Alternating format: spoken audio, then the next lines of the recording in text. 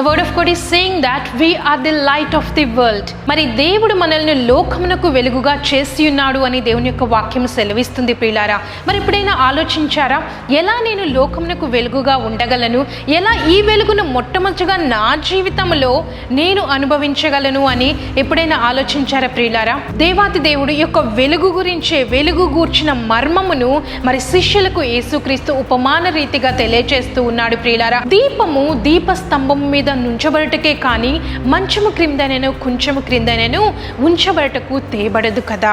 దీపమును దీపస్తంభం మీద పెట్టినప్పుడు మాత్రమే ఆ యొక్క వెలుగు అనేది ప్రకాశిస్తుంది. ఆ యొక్క వెలుగు యొక్క ప్రయోజనాలను మనం అనుభవించగలము ప్రియులారా. దీపము మంచము క్రిందైనా కొంచెము క్రిందైనా పెట్టినట్లయితే ఆ వెలుగు అనేది బ్లాక్ చేయబడుతుంది, ఆ యొక్క వెలుగు అనేది కప్పివేయబడుతుంది. కాబట్టి ఆ యొక్క దీపం యొక్క ప్రయోజనాలను, ఆ యొక్క వెలుగు యొక్క ప్రయోజనాలను మనం పొందుకొనలేము ప్రియులారా. మరి దీనిని ఆత్మ సంబంధముగా మనము మరి గ్రహించినట్లయితే ఇక్కడ దీపము, దీపస్తంభము ఏంటి అంటే దీపము దేవుని యొక్క వాక్యము. హల్లెలూయా. అదే కీర్తనకారుడు తెలియచేస్తూ ఉన్నాడు, దేవా నీ వాక్యమే నా పాదములకు దీపము. Glory to Jesus. మరి దేవుని యొక్క వాక్యమే దీపమై ఉండగా మరి యొక్క దీపాన్ని మనం ఎక్కడ పెట్టాలి?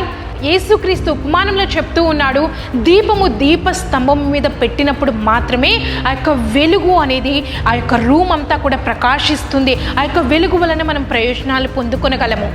మరి ఇక్కడ దేవుని యొక్క వాక్యము దీపమై ఉండగా మరి దీపస్తంభము ఏంటి అంటే మన యొక్క హృదయమే ప్రియులారా. దీపస్తంభమైన మన యొక్క హృదయము మీద దేవుని యొక్క వాక్యాన్ని మనం ఎప్పుడైతే పెడతామో అప్పుడే ఆ యొక్క వాక్యంలో ఉన్న జీవాన్ని, ఆ యొక్క దీపము వెలుగుని ఇస్తూ ఉండగా ఆ యొక్క వెలుగుని, ఆ యొక్క జీవాన్ని మనము మన యొక్క జీవితంలో మనము అనుభవించగలము ప్రియులారా.